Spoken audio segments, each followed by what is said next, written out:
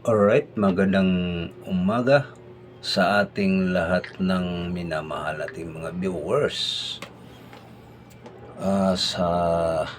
Magbati muna tayo sa mga OFW. Kumusta naman ang ating mga OFW? Tayo po ay nagiging nagpapatuloy sa ating mga ginagawa, mga kababayan. Ang hindi pa nakapag-subscribe, mag-subscribe na kayo. Para yung hindi pa nakapag-pindot, pindutin na ninyo para ma-notify tayo rin, no? Para kahit maiksi ang ating mga ina-upload na video ay makatanggap kayo agad ng tawag nito notification, no? Kayo po ay nakasubaybay sa ating ina-upload na vlog o sa mga nasagap nating mga balita, no? So, yun ang mga importante sa atin, mga kababayan nating minamahal nating mga Pilipino, minahal nating mga viewers, no? Ang pag-usapan natin tungkol nito sa kang Ontiveros, no? Na viral na pala ito si Ontiveros, no? So, ang hindi pa nakapag-subscribe, mag-subscribe na kayo, no? Para ma-notify tayong lahat. So, umpisahan natin mga kababayan. Sa lahat ng mga saan mang panig ng mundo tayo, para sa mga OFW, nasaan man sila ngayon, no? Sa iba't ibang bansa, tayo po ay magsabi dito nga mag-ingat tayong lahat, no? Para upang tayo po ay nagiging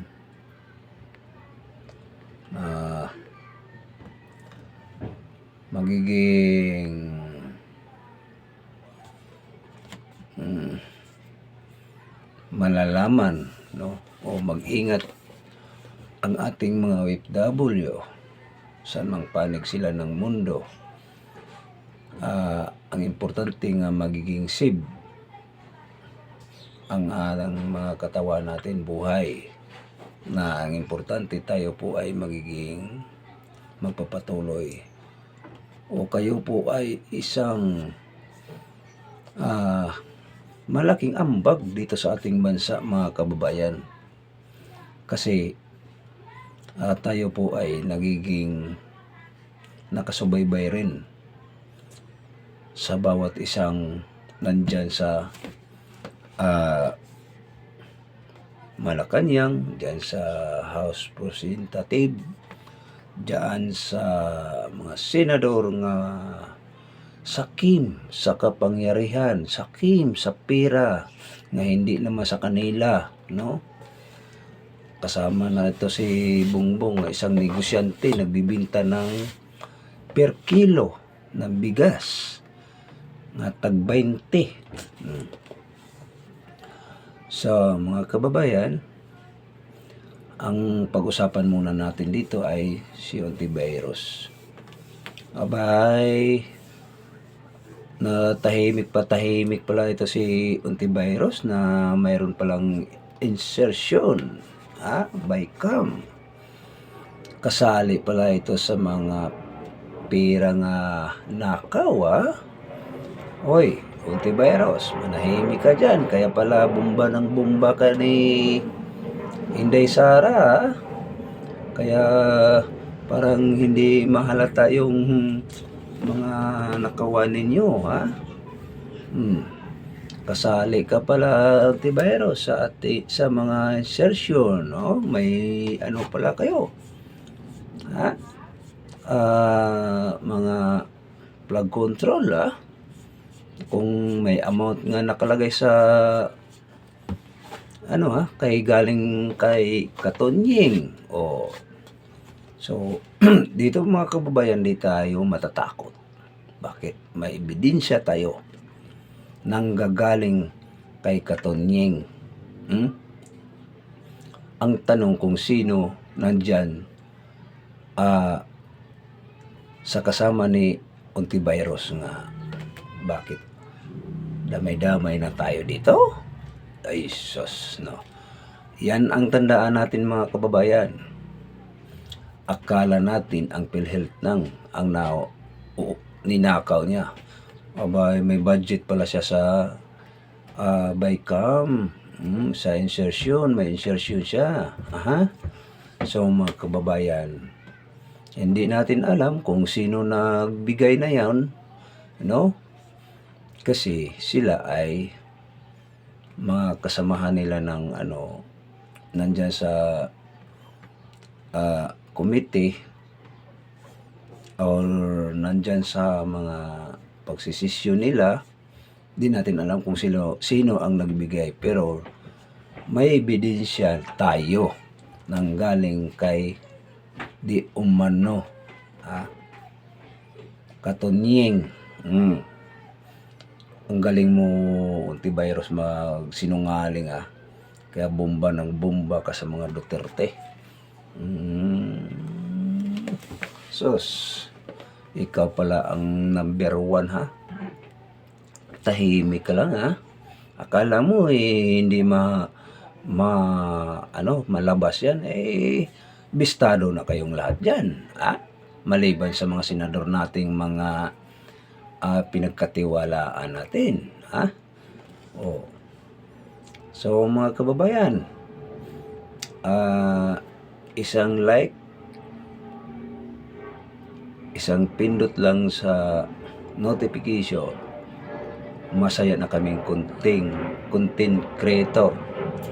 Huwag niyong patagalin, pindutin na ninyo. So mga kababayan, nakapindot na ba tayo? Okay. Alright. So mga kababayan, dito tayo, balik tayo sa pira nga para sa flood control. Boy, manahimik ka, Ontiveros, kaya hindi ka pwede bomba ng bomba. May dumi ka na pala, dumi ng hindi matanggal-tanggal sa kapangyarihan mo, dumi nga pang forever. Ogoy, naku po.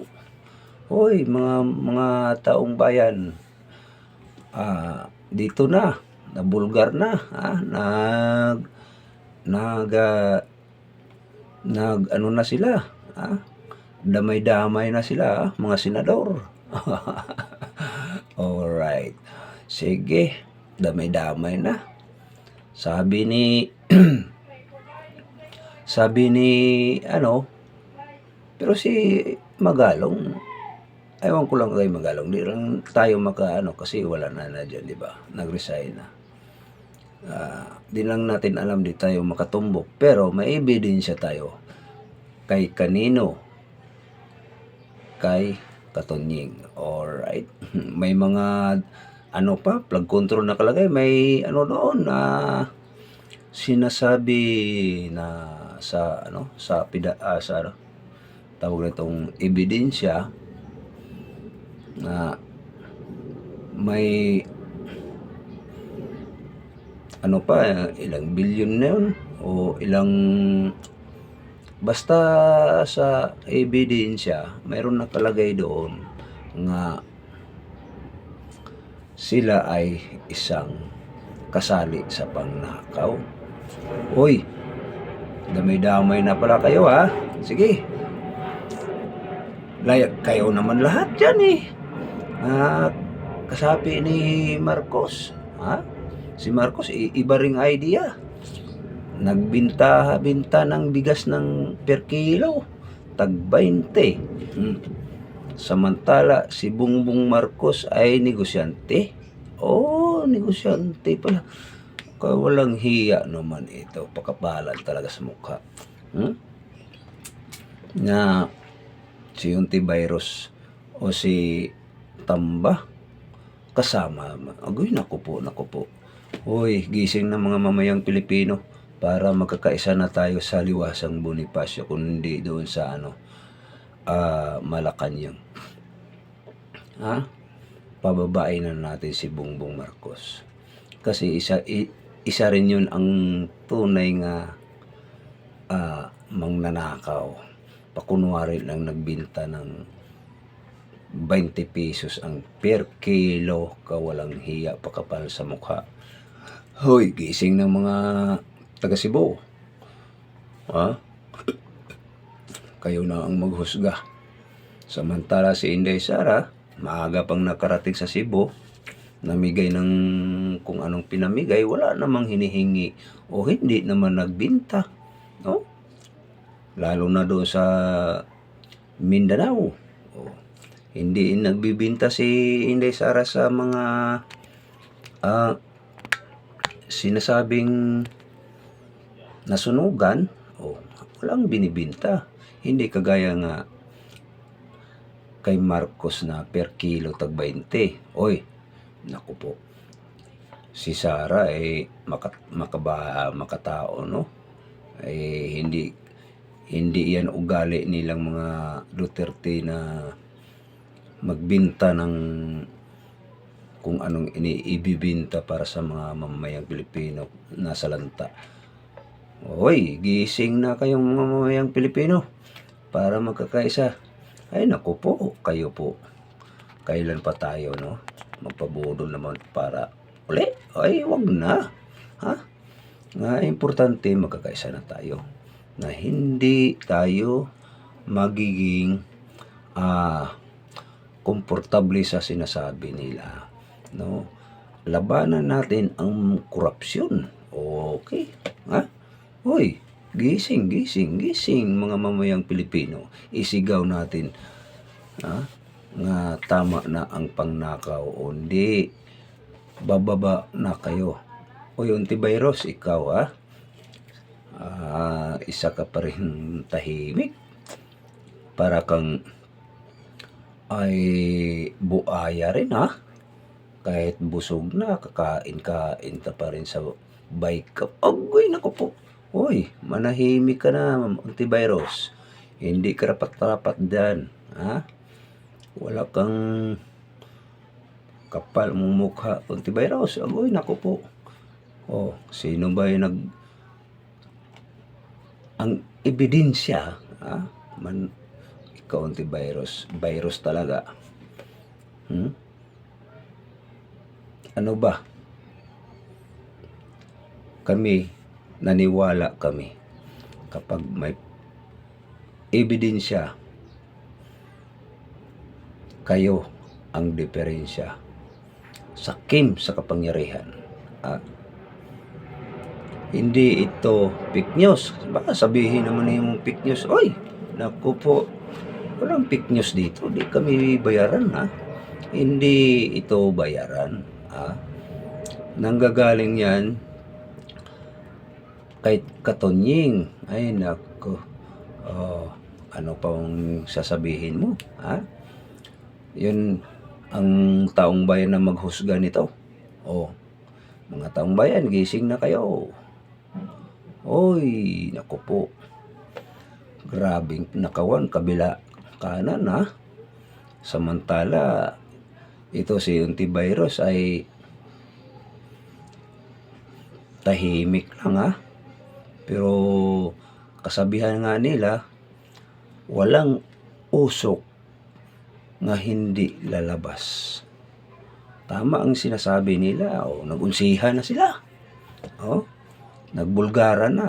Sabi na, kantan na natin to. Bigay natin tong ebidensya. Doon natin bakit napunta kay Katonying? Pero, hindi naman masasabi natin nga walang kontak o walang si Katonying dyan sa loob ng mayroon yan. So, hindi lang natin alam kung sino nagbigay, para damay-damay na yun. Oh, okay. Tama naman yun. Damay-damay na kayo para malaman na sa taong bayan. Kayo pala ay tahol ng tahol sa kay Mark Inday Sara. Samantala ang budget ni Inday Sara wala isa lang kapiranggot dinadaan sa kabutihan, hindi sa kasamaan, hindi kagaya sa inyo Oy, naku po. Ano na ba ito? Alright. Ngayon, dito, may isingit natin dito. Buljakin natin tong pare na tong tumanggap ng isang malitang pera. Ay, naku po, ito ko pare ka. Nabay donation na isang malitang pera. Akala mo padre, nakakahiya ka padre. Baka isa ka rin ng may kahati Saan ba nang galing yan? Alam namin yan kung saan galing Buljakin ka na namin dito Ikaw padre binigay galing kay Buaya Martin Romualdez ay naku padre, itigil mo yan dapat di ka na lang magpare ikaw pa man ang pare nga nag-witness nung nakaraan pang taon ay naku po padre, huwag ka nang dinay-dinay akala mo di alam ang mamayang Pilipino, hindi alam ang taong bayan mayroon bang donation na isang malitang pera? Paltakin mo mga kababayan itong pare ay isa ring kasabwat, kasali sa pangnakaw, lang nila, dinadaan nila sa simbahan para masasabi sa mamayang Pilipino ay donation. Hoy pare ka, wala kang hiya. Dapat pare di ganun ngayon ko lang ng pare, kasabwat pala ikaw talagang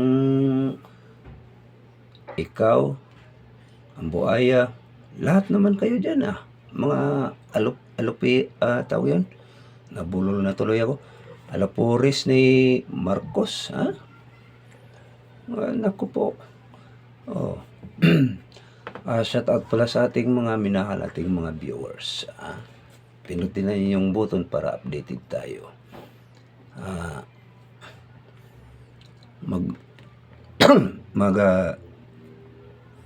na kayo sama-sama na tayong mga mamayang Pilipino. Hindi na magtagal yung mga kababayan, lahat na silang alipores ni Marcos ay Bulgara na sila so ang di pa nakapag-subscribe, mag-subscribe na kayo para ma-notify tayo. Maraming salamat. God bless. Magandang umaga sa inyong lahat.